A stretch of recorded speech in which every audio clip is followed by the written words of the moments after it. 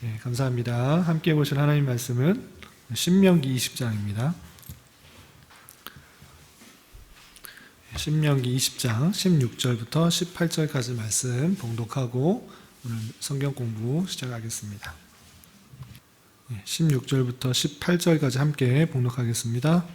오직 내 하나님 여호와께서 내게 기업으로 주시는 이 민족들의 성읍에서는 호흡 있는 자를 하나도 살리지 말지니 곧 헷 족속과 아모리 족속과 가나안 족속과 브리스 족속과 히위 족속과 여부스 족속을 내가 진멸하되 내 하나님 여호와께서 내게 명령하신 대로 하라. 이는 그들이 그 신들에게 행하는 모든 가증한 일을 너희에게 가르쳐 본받게 하여 너희가 너희 하나님 여호와께 범죄하게 할까 함이니라. 아멘. 예, 잘 오셨습니다. 예. 혹시 지난주에 했던 거 기억나시나요? 지난주에 뭐 배웠는지? 지난주 수요일날? 잘 기억 안 나죠? 뭐였냐면 이스라엘이 언제 행진하고 언제 멈췄는지, 그리고 어떻게 진을 짜서 있었는지에 대해서 배웠습니다. 그래서 이스라엘 백성들이 출애굽해서 하나님께서 구름 기둥과 불 기둥으로 그들을 인도하였을 때, 그리고 멈췄을 때 그들이 그냥 아무렇게나 있었던 것이 아니고 그 수많은 백성들이 어떻게 진을 치고 있었는지 잘 배웠습니다.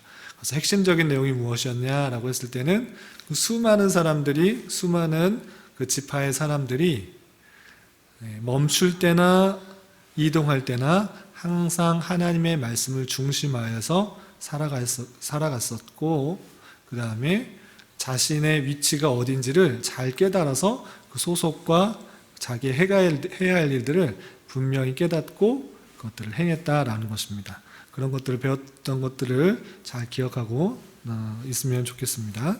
그럼 오늘은 어떤 게 배울 거냐면, 출애굽한 백성들이 이제 40년의 광야 생활을 지나고 약속하신 가나안 땅에 들어가라고 그랬어요.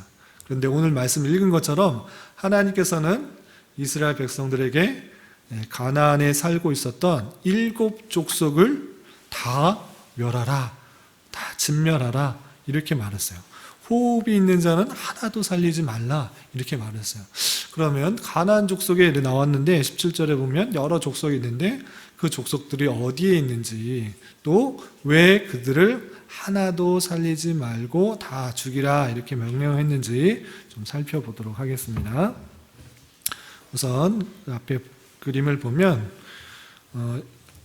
이것은 위성지도인데 출애굽해서 시내반도를 건너서 이제 약속하신 가나안 땅으로 이제 들어가기 앞서서 여러 민족이 나와 있는 것이에요. 어떤 민족들이 있었냐면, 이 가나안이라는 그 땅도 중요하지만 그 주변에, 그 땅에 들어갈 때 다른 민족도 있어요. 어떤 민족들이 있었어요? 아말렉, 에돔, 모압, 암몬, 아람, 베니게, 요렇게 그 가나안 안에 살던 족속들도 있었고 그 주변에 살던 족속도 있었다라는 것을 알아야 돼요. 그래서 요것들을 한번 배워놓으면 나중에 성경 읽을 때 왜 이렇게 복잡한 이웃 나라들이 많은가 이렇게 생각하고, 이 나라가 어디서 생겼는가 라고 생각할 수 있는데, 이것들 하나 외워두면, 또 공부해두면 나중에 성경 읽을 때 그런 민족이지, 어떠한 민족이지 알 수가 있으니까 오늘 이 시간에 가나안에 들어가기 전까지 만났던 민족들, 또 가나안에 안에 살고 있었던 여러 민족들에 대해서 생각해 보도록 하겠습니다. 첫 번째 어떤 민족을 배울까 할 때 에돔 족속이 있어요. 에돔 지역이 어디 있었어요? 가나안의 제일 아래쪽에 있어요. 근데 에돔 족속이 어디서 기원했는가라고 했을 때는 에서의 자손들이 에돔 족속이에요. 에서는 어디서 나와요? 야곱이랑 같이 나와요. 맞아요. 야곱하고 에서가 나오죠. 그래서 야곱의 형이었던 에서의 별명이 불다에서 에돔이었어요. 그래서 그 붉다라는 그 의미를 가지고 붉은 자손이라는 뜻으로 이렇게 한 민족을 이뤘어요. 그래서 야곱은 이스라엘이라는 민족이 되었고 에서의 자손들은 에돔이라는 민족을 이뤘던 거예요. 아시겠죠? 근데 하나님께서 이 에돔이 사는 그 지역을 통과할 때 어떻게 하라고 했을까요?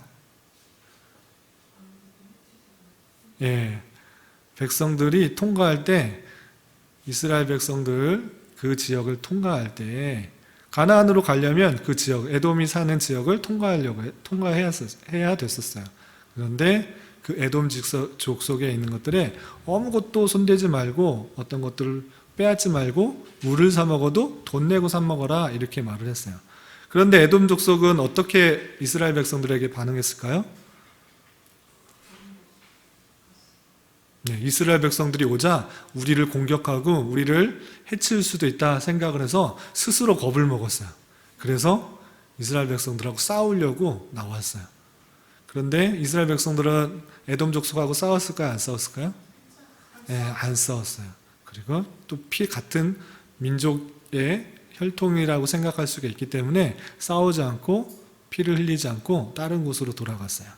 그리고 신명기 23장 7절 8절에 보면 당장에는 이스라엘 총회, 이스라엘이 모이는 큰 절기나 그런 회의들이 총회라고 하는데 그 총회에 당장에는 들어올 수가 없지만 3대째 아들의 아들의 아들 이 3대 후로부터는 그들이 여호와를 섬긴다라고 했을 때는 그 총회에 들어오도록 그렇게 했던 민족이에요. 아시겠죠? 당장의 이스라엘 민족이 아님에도 불구하고 여호와의 총회, 하나님의 백성이 되는 그런 조건이 주어진 거예요. 아시겠죠? 네, 그런 것이 언제 있는가, 어떻게 있는가 성경에 내용들이 있습니다. 우리 앞에 보면 제가 화면 자료로 성경 몇 구절 해놨습니다. 우리 앞에 보시고 실제 그런가 단순히 그것만 보는 것이 아니고 실제 성경에서 어떻게 나와 있는지 보도록 하겠습니다. 앞에 있는 민수기 20장 19절부터 21절까지 한번 읽어보겠습니다. 시작. 이스라엘 자손이 이르되 우리가 큰 길로만 지나가겠고 우리나 우리 짐승이 당신의 물을 마시면 그 값을 낼 것이라. 우리가 도보로 지나갈 뿐인즉 아무 일도 없으리이다 하나 그는 이르되 너는 지나가지 못하리라 하고 에돔 왕이 많은 백성을 거느리고 나와서 강한 손으로 막으니 에돔 왕이 이같이 이스라엘이 그의 영토로 지나감을 용납하지 아니하므로 이스라엘이 그들에게서 돌이키니라. 아멘. 이스라엘 백성들이 이제 출애굽해서 광야를 지나 가나안 땅으로 들어가는데 그 맨 밑에 에돔 족속이잖아요. 에돔 족속이 사는 곳으로 지나가야 되는데 지나갈 때 우리 큰 길로만 갈 테니까 우리 지나가게 해달라. 여기가 빠른 길이니까 이 길로 지나갈 것이다. 그리고 당신의 물을 마시면 돈 낼 테니까 아무 일도 없을 테니까 걱정하지 말고 우리를 지나가게 해달라 이렇게 말을 했어요. 그런데 에돔 왕은 그렇게 보내줬다고요? 안 보내줬다고요? 네, 안 보내줬어요. 너는 그쪽으로 가지 못한다. 우리 땅으로 지나갈 때 혹여나 우리의 많은 피해를 입히면 어떡하냐 하고 두려워서 많은 백성들을 거리고 나와서 진을 치고 못 지나가게 막았어요. 그래서 이스라엘 백성들은 그 땅으로 지나가지 않고 다른 데로 돌아갔다라고 되어 있어요. 아시겠죠? 그래서 에돔이 살고 있던 지역을 통과하지 못했다라는 것들을 이해하시면 됩니다. 또 신명기 23장 7절 8절에 보면 어떤 표현이 있는지 우리 앞에 스크린 자료를 보고 한번 읽어보겠습니다. 신명기 23장 7절 8절 함께 봉독합니다. 너는 에돔 사람을 미워하지 말라. 그는 내 형제임이니라. 애굽 사람을 미워하지 말라. 내가 그의 땅에서 객이 되었음이니라. 그들의 3대 후 자손은 여호와의 총회에 들어올 수 있느니라. 아멘. 여호와의 총회가 뭐라고 그랬어요? 여호와 이스라엘 백성들이 함께 다 모이는 그런 회의, 그런 모임들이 있었는데 절기 때나 큰 회의를 할 때나 이런 것들을 총회로 모였어요. 그러면 당연히 이스라엘 백성들만 모이는 것이 마땅한데 이때 에돔 사람이 3대 후에는 여호와의 총에 들어올 수 있다라고 법적으로 이렇게 율법으로 해주었어요. 그만큼 에돔 사람은 형제라고 생각을 했던 사람이에요. 혈육적으로 직접적으로 이스라엘 백성들은 아니지만 하나님께서 3대 후 자손은 여호와의 총회로 들어올 수 있다라는 그런 조건들을 허락해 주었습니다. 그래서 3대 후에 모든 에돔 사람이 다 들어온 것이 아니고 3대 후에 에돔 사람 중에 하나님의 백성으로 그들이 할례를 행하고 여호와를 섬기겠다라고 자원하는 마음들이 있을 때 들어오게 되었던 것입니다. 아시겠죠? 이렇게 신명기나 또 민수기의 내용을 통해서 에돔 족속을 살펴볼 수 있습니다. 아시겠죠? 자, 다음 족속을 보도록 하겠습니다. 다음 족속은 모압과 암몬입니다. 모압과 암몬은 어디 있어요? 예. 예, 에돔 지나서 나오는 게 모압, 암몬이에요. 그래서 모압과 암몬 들어봤어요? 네. 들어봤어요? 예, 모압과 암몬은 그럼 어디서 나온 민족인가라고 했을 때는 예, 창세기에 소돔과 고모라 들어봤죠? 예, 소돔과 고모라의 큰 타락으로 말미암아 하나님께서 심판을 하실 때가 있어요. 그래서 롯의 가족이 하나님의 은혜에 따라서 빠져나오게 되었는데 그때 롯의 두 딸이 있었는데 큰 딸과 작은 딸이 자신의 자손을 이어야 되는데 모든 사람이 죽었다 생각하여서 아버지한테 술을 마시우게 하고 술이 취했을 때 두 딸이 아버지와 함께 동침하여서 두 아들을 낳았어요. 그래서 큰 아들로 인하여서 낳은 큰 딸의 아들은 모압이라고 했고 작은 딸의 아들은 암몬이라고 했어요. 그래서 큰 딸이 낳은 모압의 그런 자손들이 모압이라는 큰 민족이 됐고 또 작은 딸이 나와서 남은 것은 암몬 자손이 되었어요. 아시겠어요? 그런데 에돔과 차이점이 있어요. 에돔과의 차이점은 무엇이냐면 아까 에돔 족속은 3대 후에 여호와의 총회에 하나님의 백성이 될 수 있는 기회가 주어졌다고 그랬어요. 그런데 암몬과 모압 사람은 그 기회가 주어졌을까요? 안 주어졌을까요? 안 주어졌어요. 이스라엘 백성들에게 영접하지 않고 제대로 대접하지 않았기 때문에 하나님께서 여호와의 총회에 들어오지 못한다라고 이렇게 제한을 주셨어요. 율법으로. 아시겠죠? 하나님의 백성을 어떻게 대하느냐에 따라서 또 이렇게 차이점이 있던 거예요. 실제 그랬는지 신명기 23장 3절부터 6절까지 말씀 스크린 앞에 스크린에 있습니다. 신명기 23장 3절부터 6절까지 함께 봉독하겠습니다. 시작. 암몬 사람과 모압 사람은 여호와의 총회에 들어오지 못하리니 그들에게 속한 자는 10대뿐 아니라 영원히 여호와의 총회에 들어오지 못하리라. 그들은 너희가 애굽에서 나올 때 떡과 물로 너희를 길에서 영접하지 아니하고 메소보다미아의 부돌 사람 부올의 아들 발람에게 뇌물을 주어 너희를 저주하게 하려 하였으나 내 하나님 여호와께서 너를 사랑하심으로 내 하나님 여호와께서 발람의 말을 듣지 아니하시고 내 하나님 여호와께서 그 저주를 변하여 복이 되게 하셨나니 내 평생에 그들의 평안함과 형통함을 영원히 구하지 말지니라. 아멘. 예, 에돔 사람은 하나님께서 3대 후에 여호와의 총회를 들어올 수 있는 그런 조건들을 허락해 주셨는데 반면에 암몬 사람과 모압 사람은 정말 잘 대해준 적이 한 번도 없기 때문에 영원히 10대뿐만 아니라 영원히 여호와의 총회에 들어오지 못한다 이렇게 했어요. 아시겠죠? 그래서 모압과 암몬은 롯의 후손이지만 여호와의 총회에 들어오지 못하는 일들이 있었다라고 한 것입니다. 다음 아모리 족속. 예. 아모리 족속이 어디 있어요? 여러 군데 암몬 옆과 위가 있죠. 예, 거기 위뿐만 아니라 가나안 안쪽에서도 잘 보면 아모리족이 있어요. 예, 그래서 여러 군데 흩어져 있는 민족 중에 아모리 족속이 있었던 것입니다. 그런데 이 아모리라는 뜻이 무엇인가라고 했을 때는 그 어원을 보았을 때 고지에 사는 사람이다라는 것에 많은 사람들이 생각을 하고 있어요. 그러니까 고지에 사는 사람들이 아모리인이에요. 그래서 아모리 족속은 고지에 사는 사람들에서 비롯됐다라고 생각하시면 되고, 창세기 10장 16절을 보면 함의 아들 중 가나안 지역에 살았던 자손으로 이 아모리라는 표현이 있기 때문에 그런 자손이 아닐까 이렇게 연관지어서 생각을 합니다. 아시겠죠?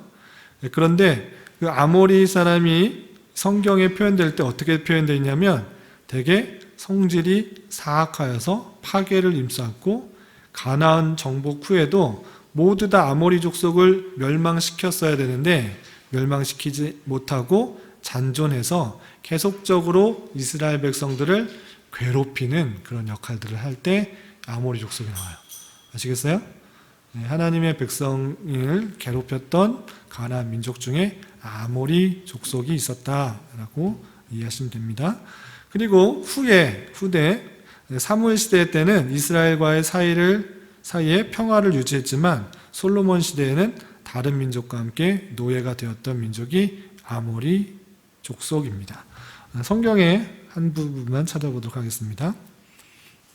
사사기 1장 35절, 사사시대 때 아모리 족속이 어떻게 됐는지 사사기 1장 35절 함께 봉독합니다. 시작.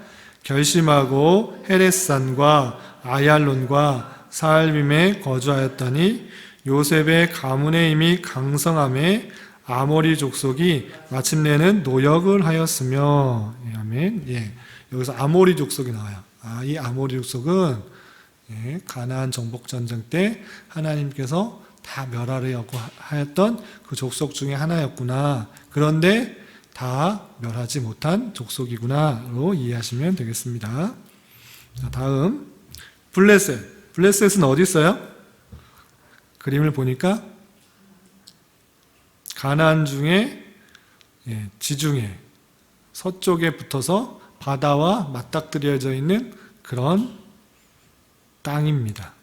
그런데 이 기원을 볼 때 왜 그 지역을 오늘날 어떤 땅이라고 부르는지 혹시 아세요? 오늘날? 팔레스타인이라고 불리는데, 이 팔레스틴이 어디서 근원됐는가라고 했을 때 많은 사람들이, 또 성경학자들이 이 블레셋에서부터 기원됐다라고 생각을 해요. 블레셋이 팔레스틴과 발음이 유사하기 때문에 여기서부터 연유된 것으로 생각을 합니다. 그렇다면 그 사람들이 어디서 왔는가? 계속 가나안 땅에 살았던 민족이 아니고 다른 곳에서 왔다고 생각을 해요. 역사를 찾아보니까 애굽에 람세스 3세가 있었던 약 BC 1175년부터 1144년, 그때 애굽으로 침공해온 바다 백성이라고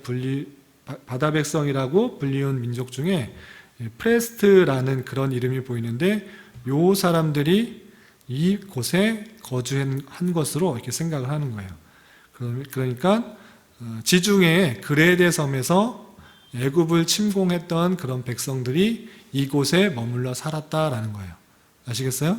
그러니까 가나안 땅에 원래부터 살았던 사람이 아니고 지중해 그레데에서 전쟁을 하기 위해서 왔다가 이 가나안 땅에 정착했던 사람이에요.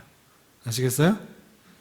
그래서 구약 성경을 보면 원래 갑돌, 즉 그레데 섬에서 온 민족이라고 이렇게 표현되고 있는 것을 볼 수 있습니다. 그래서 갑돌이라고 성경에는 표현됐지만 원어적으로 보면 그레데라는 것입니다. 그래서 그레데에서 온 사람들이 이 가나안 땅 지중해 연안에 머물렀는데 그것이 블레셋이래요. 아시겠어요? 혹시 블레셋이라는 말을 많이 들어봤나요? 어느 때 들어봤어요? 그냥 들어봤어요? 우리 잘 아는 다윗과 골리앗 아시죠? 다윗과 골리앗. 그 다윗은 당연히 이스라엘 사람이고 골리앗은 어디 사람일까요? 블레셋 사람이었어요. 근데 블레셋 사람이라는 말은 들었는데 어디에서 사는 사람인지는 잘 몰랐죠. 그 블레셋의 장수가 이곳에서 살았던 거예요. 이 근처에서, 해변 근처에서 계속 있으면서 이스라엘 백성들을 무시하고 공격하면서 약탈했던 사람들이 이곳에서 살았다라고 이해하시면 나중에 블레셋 나올 때 이쪽 지역 근처에서 일어나는 일이구나 라고 생각하시면 되겠습니다. 성경에 관련된 몇 구절만 보겠습니다. 사무엘상 17장 4절, 좀 전에 말했던 다윗과 골리앗 얘기는 잘 아는데 그 사람이 어디서 살았는지 어디 지역인지 잘 배경을 모를 수가 많이 있죠. 사무엘상 17장 4절 함께 읽어보겠습니다. 시작. 블레셋 사람들의 진영에서 싸움을 돕는 자가 왔는데 그의 이름은 골리앗이요 가드 사람이라.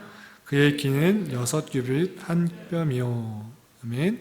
17장 사무엘상 17장 4절에 보면 다윗과 골리앗의 싸움에 이제 나오기 시작하는데 블레셋 사람들의 진영에서 싸움을 돕는 자가 나왔다 이렇게 나오는데 이런 것들을 생각 안 하면 이 블레셋이 어디 있을까? 가나안 아래쪽에 있을까? 동쪽에 있을까? 위쪽에 있을까? 어디 있을까? 그냥 아무 생각 없이 읽을 때가 있는데 이것도 지역이 어디 있다라는 것들을 미리 염두에 두면 어느 지역에서 지금 전쟁이 일어나고 있고 그 배경이 이렇게 되겠구나라고 생각할 수 있는 거예요. 아시겠죠? 여기 블레셋이 성경에 많이 나옵니다. 그 지역이 해변하고 붙어져 있는 나라고 그 기원은 그레데 섬, 지중해에 있는 그리스 근처의 그레데 섬에서 이주해온 사람들이다라고 생각하시면 됩니다. 다음 아말렉. 자, 아말렉은 지도를 보니까 어디쯤에 있어요? 가나안 맨 밑에 쪽에 있죠. 여기 보이당 말락 이렇게 되어 있는데 블레셋 때도 미치고 가나안에서도 미치고 에돔 족속 옆에 있는 그런 족속이 아말렉 족속이에요. 이 아말렉 족속은 어디서부터 기원했는가라고 했을 때는 에서의 아들이었던 한 명의 엘리바스의 또 아들 첩 딥나의 소생들로 구성된 민족이에요. 근원으로 볼 때는 야곱의 쌍둥이 형이었던 에서의 족속 중에 한 명이에요. 알겠죠? 그래서 에돔 족속이 있고 하나의 또 파생해서 아말렉 족속이 있는 거예요. 근데 아말렉 족속은 이스라엘의 혈족으로 취급할까요? 안 할까요? 안 해요. 첩으로 났기 때문에 정통으로 난 것이 아니기 때문에 혈족, 피를 나눈 그런 민족으로 생각하지 않아요. 그래서 이스라엘 백성이 가나안 도중에 오히려 이스라엘 백성들을 도와줬을까요? 공격했을까요? 도와주지 않고 공격을 했어요. 시호 질문 있어요? 그렇죠. 그 근원으로 가면 에서의 자손들이에요. 에서의 자손 중에 큰 줄기는 에돔 족속. 근데 첩으로 난 아들 중에 한 족속이 아말렉 족속이 된 거예요. 아시겠어요? 어머니가 다른 쪽으로 이어진 거예요. 시온이? 에서의 후손들은 다 나쁜 그런 족속으로 됐어요? 에서의 에돔 족속이 됐잖아요. 에돔 족속은 나쁜 마음도 있지만 그리고 그 길도 지나가게 안 할 적도 있지만 한 민족으로 들어올 수 있는 이스라엘 백성으로 들어올 수 있는 기회가 주어졌다고 했죠. 아예 주어지지 않은 족속은 암몬과 모압은 아예 율법으로 들어오지 못하도록 했는데 에돔 족속은 3대 후면 바로는 들어오지 못하지만 3대 후가 되면 하나님의 여호와의 총회에 들어올 수 있다라고 이렇게 조건을 열어줬어요. 아시겠죠? 그러면 이 아말렉, 아마 에돔 족속과 거의 비슷하지만 또 다른 혈족인 이 아말렉 족속은 어땠는가라고 했을 때 이스라엘 백성이 가나안 땅으로 가는 길에 오히려 이스라엘 백성을 뒤에서 치고 공략하고 공격했어요. 그래서 하나님께서 모세한테 아말렉 사람을 저주하도록 했어요. 실제 그랬는지 성경을 한번 찾아보겠습니다. 출애굽기 17장 8절부터 14절인데 다 읽기는 뭐하고 8절 9절과 13절 14절을 앞에 스크린을 보고 함께 읽어보겠습니다. 시작. 그때에 아말렉이 와서 이스라엘과 르비딤에서 싸우니라. 모세가 여호수아에게 이르되 우리를 위하여 사람들을 택하여 나가서 아말렉과 싸우라. 내일 내가 하나님의 지팡이를 손에 잡고 산 꼭대기에 서리라. 13절 여호수아가 칼날로 아말렉과 그 백성을 쳐서 무찌르니라. 여호와께서 모세에게 이르시되 이것을 책에 기록하여 기념하게 하고 여호수아의 귀에 외어 들리라. 내가 아말렉을 없이하여 천하에서 기억도 못하게 하리라. 아멘. 모세와 이스라엘 백성들이 출애굽하고 3달도 되지 않아서 그 길을 가는데 갑자기 아말렉이 나타나서 전쟁을 벌였어요. 그래서 아론과 훌이 모세가 산에서 손을 높이 들고 기도할 동안 그 팔을 받치고 여호수아는 전쟁을 했어요. 팔을 내릴 때는 지고 올릴 때는 이겼어요. 하나님께 의지하고 하나님께 기도할 때는 전쟁이 승리로 돌아갔고 그러지 않을 때는 졌던 것입니다. 그때 그런 말씀 읽어본 거 기억나요? 안 나요? 나요? 잘 모르겠어요.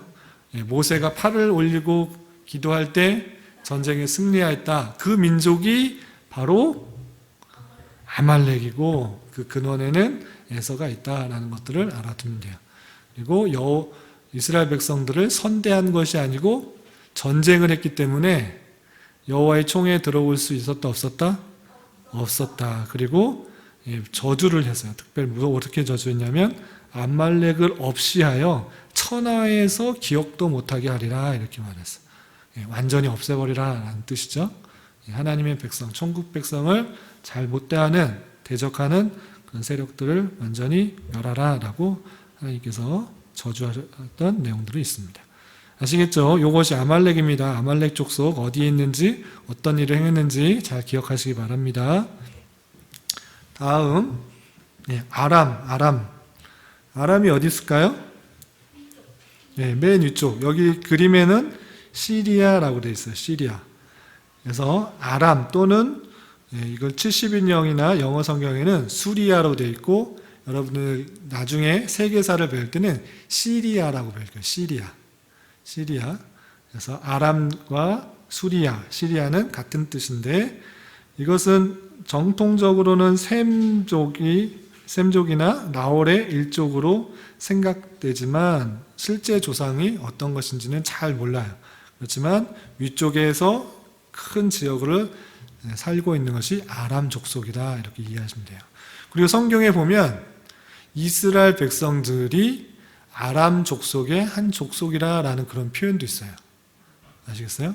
큰 족속 중에 하나라 이렇게 표현된 것도 있습니다. 이스라엘 백성들이. 그래서 그들은 시리아 사막 서단 지방을 통하여서 애굽, 가나안, 유브라데 강 유역 등 각지로 이중한 유목민의 일부였다라고 이렇게 하는 것을 볼 수 있습니다. 그래서 아람 지역의 큰 위쪽에 가나안 위쪽에 큰 지역을 차지하고 있는 유목민들이 아람 족속이다 이렇게 생각하시면 되겠습니다. 그리고 뜻은 고원이라는 뜻을 갖고 있습니다. 창세기 10장 22절과 23절에 보면 아람이라는 표현이 나와요. 그래서 요것에 근거해서 나온 족속이 아닐까 이렇게 추측을 하고 있습니다. 이름이 같기 때문에. 창세기 10장 22절과 23절 우리 스크린을 보고 함께 봉독하겠습니다. 시작. 셈의 아들은 엘람과 아스루와 아르박삿과 룻과 아람이요 아람의 아들은 우스와 훌과 게델과 마스며. 그래서 아람이 나오잖아요. 그래서 요 셈의 아들 중에 아람이라는 표현이기 때문에 셈의 족속이 이쪽에 살았을 것이다. 그 족속의 기원이 아닐까 이렇게 사람들이 성경학자들이 보고 있는 것입니다. 그리고 이제 베니게는 어디 있어요? 가나안 위쪽 해변에 붙어 있는 그런 나라가 베니게예요. 베니게. 근데 구약 성경에 베니게라는 표현이 없어요. 어떻게 알았어요? 여기서 교환을 받군요. 구약 성경에는 베니게라는 표현이 안 나와요. 시돈 두로라는 표현을 쓰는데 시돈 두로가 어딘가 했을 때는 지금 베니게라고 써 있는 그 지역이에요. 신약 성경에는 베니게라고 나오는데 이 베니게 신약 성경에는 또 시돈과 두로라는 표현도 나와요. 그래서 이 시돈, 두로, 베니게 다 비슷한 지역인데 가나안 위쪽, 북쪽에 해변과 맞닿아 있는 부분이 이 베니게다라고 이해하시면 됩니다. 이 베니게는 욕구하지 말고요. 두로, 시돈 이 큰 도시가 있는데 중개 무역을 많이 했어요. 그래서 해변에서 오는 그 유럽 지역에서 오는 그런 많은 물품들이 이쪽에 와서 정착을 하고 또 내륙, 육지에 내다 파는 그런 역할들을 했던 것이 두로와 시돈입니다. 그래서 많은 풍부한 물자들이 있었고 돈이 많았던 곳이 두로와 시돈입니다. 그리고 이 베니게라는 말 자체는 많은 사람들이 자주 물감을 팔았던 그런 곳이기 때문에 그것과 관련된 게 베니게가 아닌가 이렇게 생각을 하고 있습니다. 그리고 혹시 영어가 어디서 문자가 기원되는지 알아요? 아직 안 배웠죠? 책을 읽어본 사람 혹시 있어요? 없어요? 영어 문자, 그 문자의 기원이 어딘가라고 했을 때 이 페니키아 문자에서 기원했다라고 생각을 해요. 페니키아 문자를 통해서 그리스어도 나오고 또 그리스어에서 영어도 나왔다 이렇게 생각을 해요. 아시겠죠? 그 문자가 비슷해요. 그래서 문자 그 교류가 많이 심했기 때문에 글 같은 것들이 잘 쓰여졌을 것이고 거기서부터 영어가 기원됐다라고 생각하는 사람들이 많이 있습니다. 이사야 23장 11절에 보면 이런 표현이 있는데 이때 이 가나안이라는 표현이 이 베니게에 사는 사람을 또 가나안이라고도 표현했다라는 것이 있습니다. 이사야 23장 11절 말씀 함께 읽어보겠습니다. 시작. 여호와께서 바다 위에 그의 손을 펴사 열방을 흔드시며 여호와께서 가나안에 대하여 명령을 내려 그 견고한 성들을 무너뜨리게 하시고. 아멘. 여기서 가나안이라고 표현됐는데 여기 가나안은 이 페니키아에 있는 베니게, 두로와 시돈에 있던 그 지역을 가나안이라고 또 같이 표현된 것을 보여주는 그런 말씀입니다. 그래서 가나안이라고도 표현되기도 하였다라고 이해하시면 됩니다. 그리고 이제 중요한 것, 이스라엘 백성들이 약속하신 땅, 젖과 흐르는 땅, 하나님께서 약속하신 땅, 그 땅이 어디죠? 가나안 땅이에요. 가나안 땅. 우리가 아침 처음 시작할 때도 읽었지만 가나안 족속에 가나안 땅에 모두 몇 족속이 있었어요? 7족속. 가나안 족속의 안에 있는 아모리 족속, 헷 족속, 브리스 족속, 히위 족속, 가르가스 족속, 여부스 족속, 그리고 가나안 족속. 가나안 족속은 거기 하나에 사는 사람 족속이기도 하고 전체를 표현하는 그런 족속이 뜻이기도 해요. 그런데 오늘 말씀처럼 가나안 족속을 또 따로 이렇게 구분을 해서 표현되기도 했어요. 아시겠죠? 가나안 땅 전체에 사는 사람을 그냥 전체 통틀어서 가나안 족속이라기도 하고 표현하기도 하고 아니면 그 가까스의 낱낱에 사는 사람을 구분하여서 쓰기도 한다. 그래서 성경에는 가나안 7족속을 멸하도록 그렇게 말했던 거예요. 이 7족속 사는데 보이죠? 어디쯤 사는지 이렇게 보시면 됩니다. 그리고 특징적으로 알아야 될 것이 지금과 같이 국경선 네 땅, 내 땅이 딱 구분되어 있을까요? 안 돼 있을까요? 안 돼 있어요. 그냥 이렇게 양을 치고 또는 다른 양들, 염소들을 기르는데 그냥 땅에 갈 수 있는 범위까지가 자기 땅이에요. 아시겠죠? 자기가 이렇게 딱 국경선을 딱 지어놓고 그렇게 한 것이 아니고 자기가 살 수 있는 그 공간까지가 그 자기 땅이고 다른 민족과 만나서 여기까지는 넘어오지 말라 이렇게 하면 자연적으로 그 근방이 국경이 되어서 그 족속이 사는 나라가 되는 것입니다.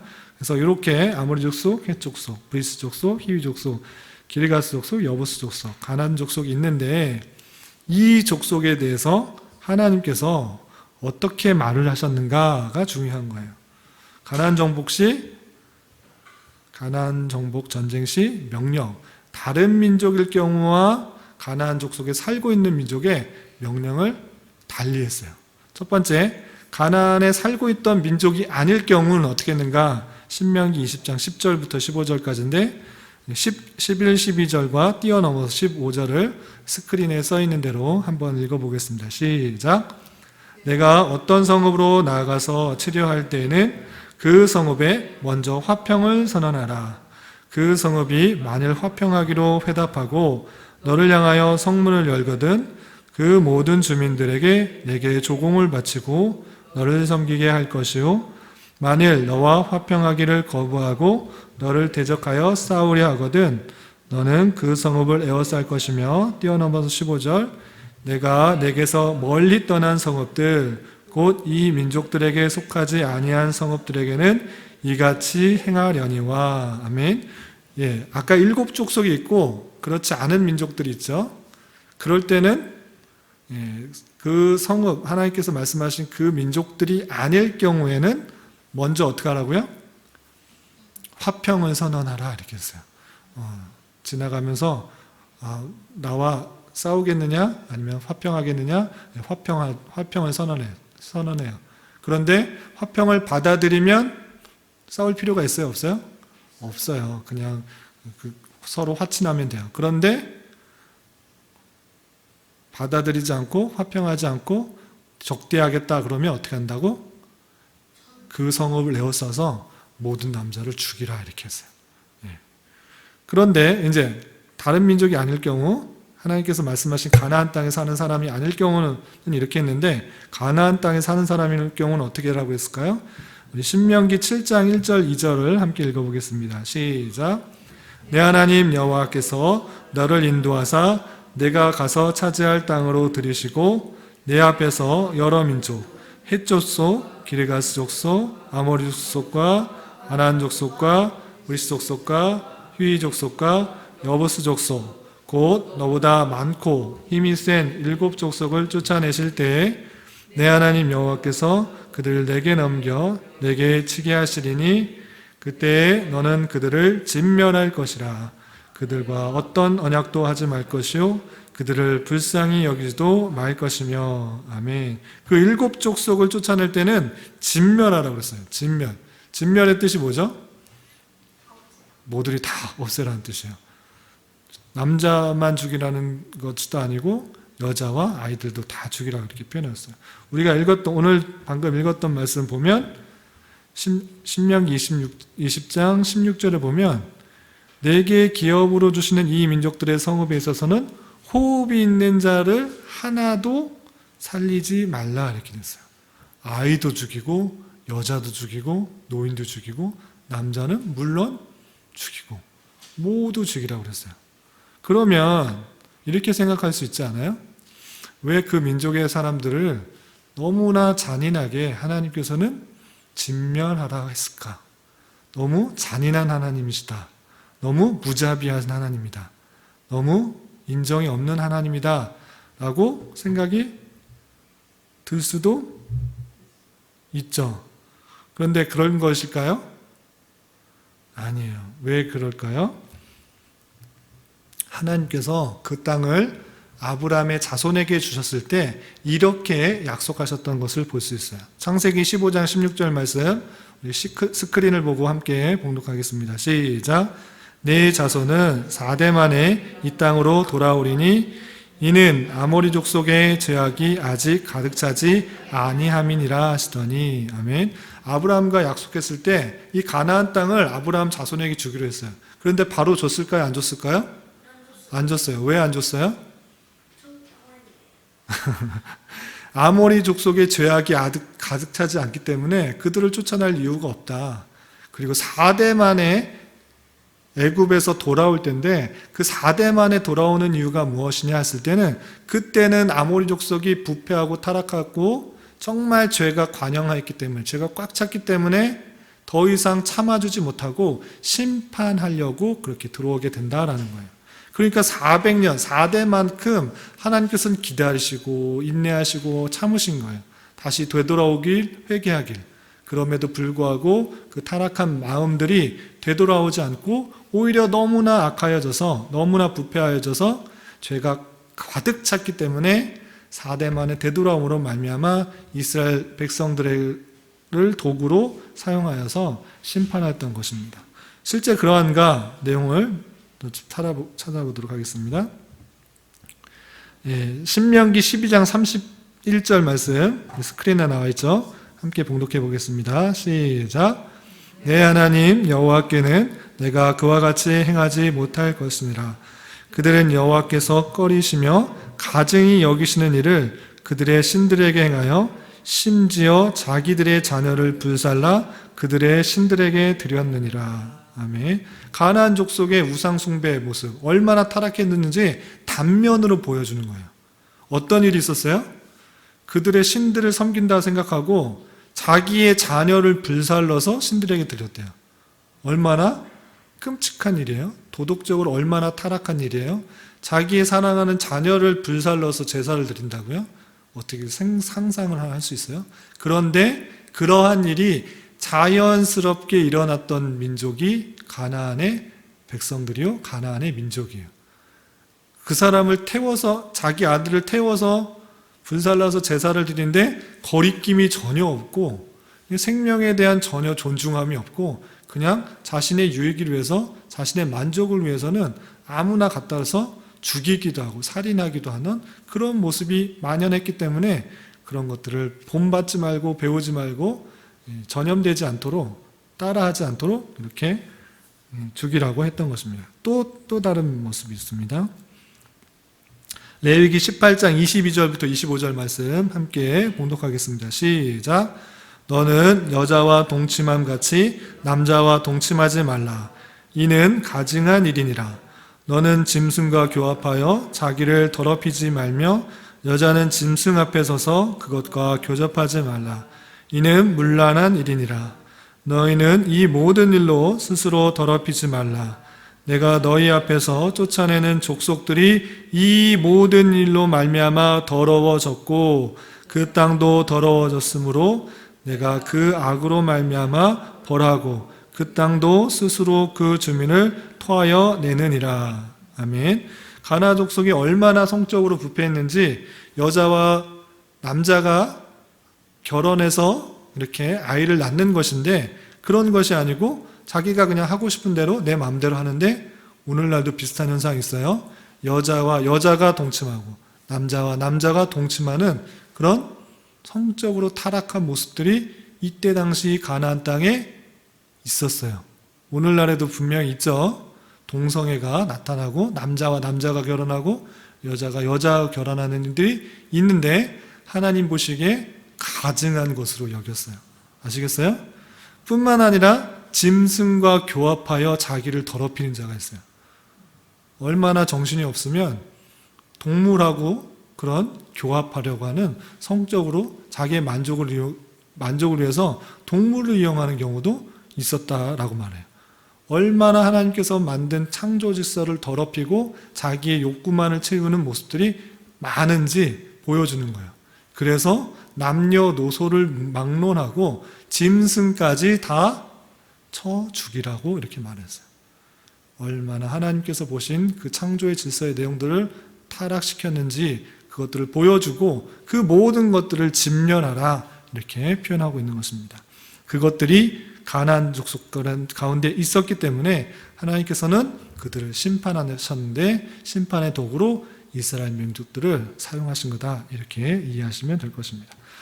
그렇기 때문에 우리는 이스라엘 백성들이 가나안 7족속을 정복할 때의 자세를 어떻게 받아들이는가가 중요해요.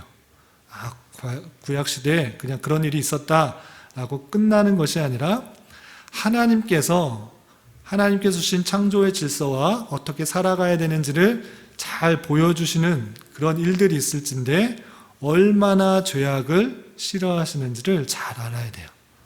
하나님이 죄악을 얼마나 싫어하시는지를 잘 알고 하나님께서는 그 모든 것들을 진멸하여서 이스라엘 백성들이 가나안 땅에 갔을 때 혹여나 그런 것들을 보고 따라할까봐 혹여나 그렇게 하는 모습들이 오염될까봐 다 진멸하라고 했던 그 모습들을 기억하면서 하나님께서 죄악을 매우 싫어하시고 하나님께서 심판하신다는 사실들을 기억하면서 나를 죄짓게 하는 것, 나를 하나님 말씀에 떠나게 하는 것, 내 욕구대로 살아가게 하려는 것들을 그런 것들을 멀리 할 수 있어야 돼요.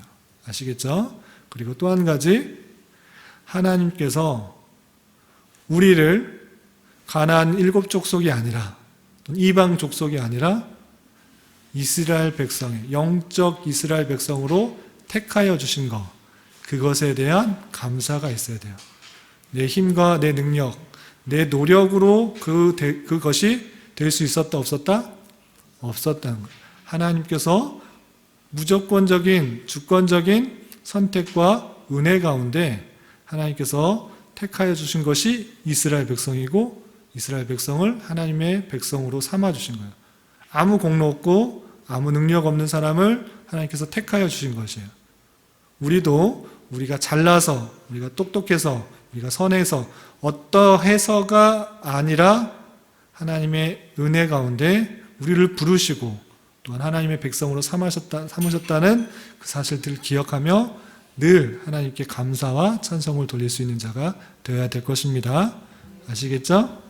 예, 그런 감사와 찬송이 늘 넘칠 수 있는 저와 여러분이 되시기를 주님의 이름으로 부탁을 드리겠습니다. 혹시 질문 있어요? 없죠? 예, 기도하겠습니다. 하나님 아버지 감사합니다. 오늘 가나안 족속과 또 주변의 민족들에 대해서 살펴보았습니다. 여러 민족들 가운데 하나님께서 이스라엘 백성들을 택하여 주시고 하나님의 백성으로 삼아 주시며 또 그들을 통하여서 하나님의 선한 계획들이 이루어져 나가는 것들을 깨닫게 되었습니다. 하나님의 백성으로 삼으신 것들, 오직 하나님의 주권이요 택하심이라는 것들을 기억하며 늘 감사하는 자가 되게 하여 주시고, 하나님께서 창조해 주신 그런 질서와 법들이 있을진데 자기의 욕심대로, 자기의 즐거운 대로, 자기의 생각의 판단대로 살아가는 모든 악하고 더러운 것들, 죄악들을 심판하신다는 그런 사실들을 기억하며 늘 하나님 말씀을 하나님의 백성으로서 지키기에 힘쓸 수 있는 자 되게 하여 주시옵소서. 특별히 우리 주변에 죄악 가운데 빠지게 하는 여러 가지 것들이 있다면 그것들을 멀리하게 하여 주시고 죄와 또 오염으로부터 벗어날 수 있도록 물들지 않도록 주님 지켜 보호하여 주시옵소서. 예수님의 이름으로 감사히 기도드리옵나이다. 아멘.